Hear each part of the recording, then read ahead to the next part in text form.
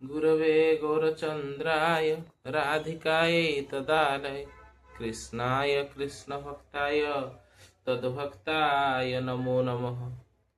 हरे कृष्ण। आज ये भिडियोटी आमे श्रीमद् भागवत गीता द्वितीय अध्यायर 17 नंबर श्लोकटी को चर्चा करने जाऊँ।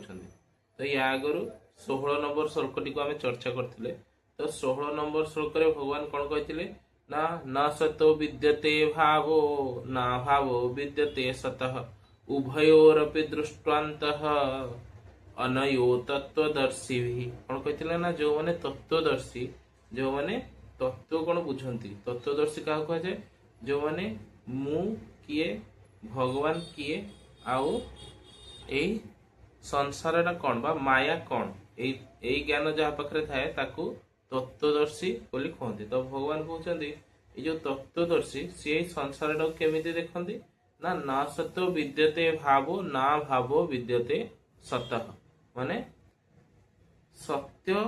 जोटा सत्य वस्तु तार अभाव नहीं कि जोटा असत वस्तु ताहार अस्तित्व नहीं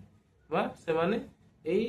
जगतटा को सत वस्तु भाव अनुभव करती आउ जोटा दृश्य मान ताकू असत भाव से माने दृश्य जगत भितर सत कौन से माने सेटा को जानी। तो एबे भगवान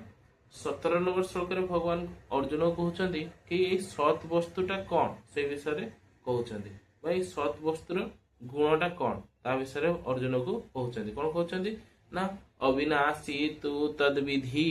जेन सर्वमिदं ततम विनाशम अव्ययम न अव्ययम स्यासा न कश्चित तुमर्हसी कौन कहते ना ये जो सद वस्तु तार गुण है कौन ना अविनाशी तु तद विधि जेन सर्वमिदं ततम ये जो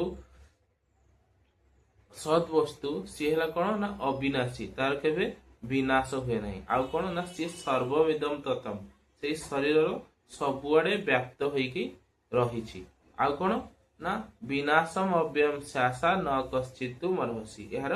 कहीं विनाश करिपरिबे नाही। तो भगवान ये कहते कि आत्मा है कौन आत्मा है सत वस्तु सी है कौन ना अविनाशी से कौट अच्छी ना हृदय तिष्ठति अर्जुन आत्मा हृदय रे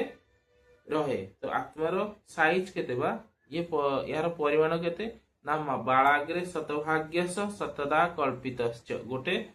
केश को यदि आम 10,000 भाग करवा तार गोटे भाग है केश। तो ये छोट वस्तु ये हृदय रे अवस्थान करे। तो यार अच्छी बोली केमती आम जानती कि यार प्रमाण कौन कि ये हृदय अच्छी ना यार प्रमाण है चेतना बा आमे चेतना अनुभव करि शरीर रे बा कॉन्शियसनेस आमे जानी पारंती हमको छुईले आमे जानी पारंती कि ये जगह हमर छुआ है कहीं ना आत्मार गुण है चेतना या सचित आनंद वस्तु ये शरीर समग्र जगह को चेतना रूप में परिव्याप्त माने सबुआडे चेतना रूप में अनुभूत हुए जेमिति हमर सूर्य किरण सूर्य रहुची बहुत दूर रे किंतु तार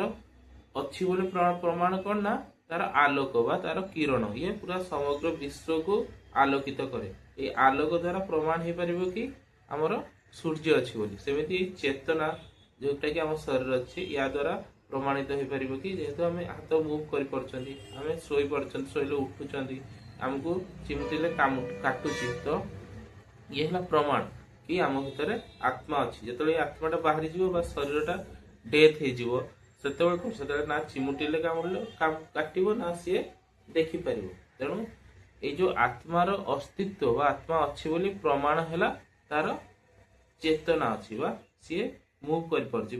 संसार को अनुभव कर। तो भगवान ये कौन कहते ना ये जो आत्मा है सी है कौन ना अविनाशी आउ सी है सर्वविदम तत्व माने ये सारा शरीर रे चेतना रूप में व्याप्त होगी अच्छी आउ यह कहीं नष्ट करें ना। तो यही ज्ञानटा देवा द्वारा अर्जुन को भगवान भयरू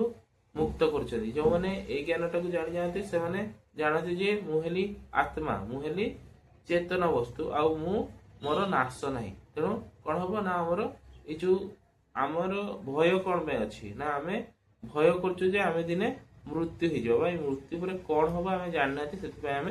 भय कर जदि आम जानीजे कि आम हेले चेतन वस्तु आम हेले आत्मा ताहले ये भयटा आम पाखु दूर हो तो अर्जुन मन जो भय अच्छी कि मो युद्ध करने द्वारा मोर